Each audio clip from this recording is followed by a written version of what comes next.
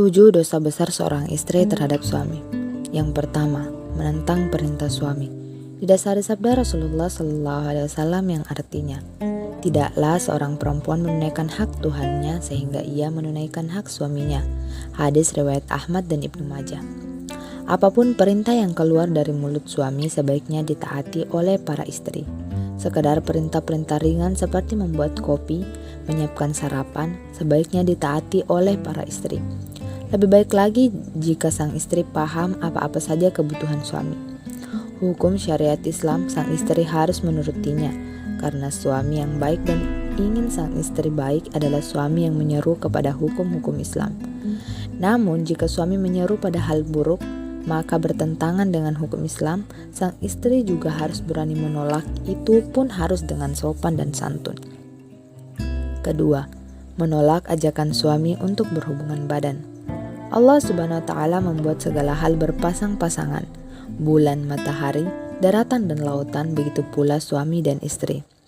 Hubungan biologis adalah sebuah kebutuhan bagi pria dewasa, sebaliknya juga wanita dewasa.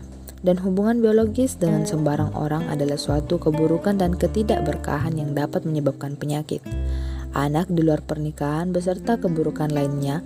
Maka dari itu, Islam membuat suatu aturan yang indah dengan pernikahan, hubungan yang resmi dan agung menurut Islam. Ketiga, menceritakan fisik perempuan lain kepada suami. Menceritakan fisik perempuan lain kepada suami adalah sebuah dosa.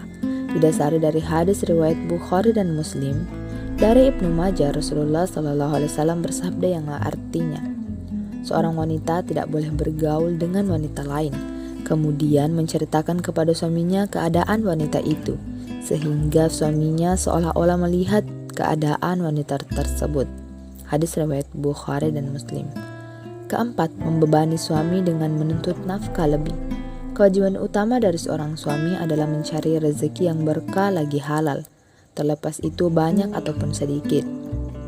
Apa yang bisa dilakukan manusia hanyalah berikhtiar. Soal hasil adalah urusan Allah Subhanahu wa Ta'ala. Selagi cukup untuk menghidupi keluarga, jangan menuntut suami untuk bekerja di luar batas kemampuan. Bersyukur adalah elemen penting yang sering dikesampingkan oleh para manusia zaman sekarang. Bersyukur kepada Allah Subhanahu wa Ta'ala akan menambah rezeki kita. Kelima, tidak menolak disentuh laki-laki lain atau yang bukan mahramnya. Maka wanita-wanita yang soleh itu ialah yang taat lagi memelihara dirinya dan harta suaminya dikala suaminya tidak ada, sebagaimana Allah Subhanahu wa Ta'ala telah memeliharanya.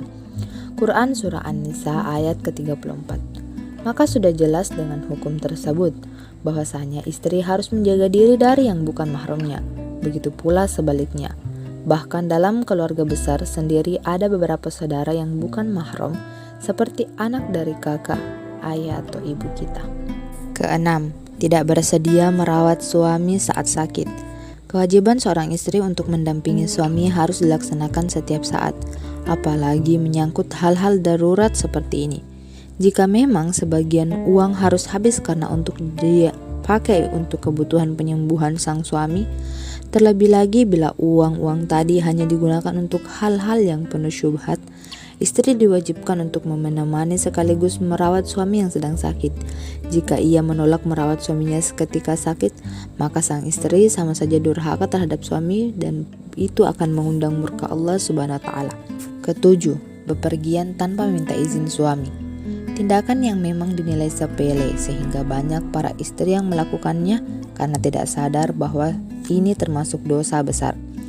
Berkaitan pada hadis bahwasanya istri adalah tanggung jawab suami, maka jangan marah jika suami harus tahu semua hal yang dilakukan istri, karena sang suami juga memikul tanggung jawab besar sebagai pendidik pula sebagai kepala keluarga.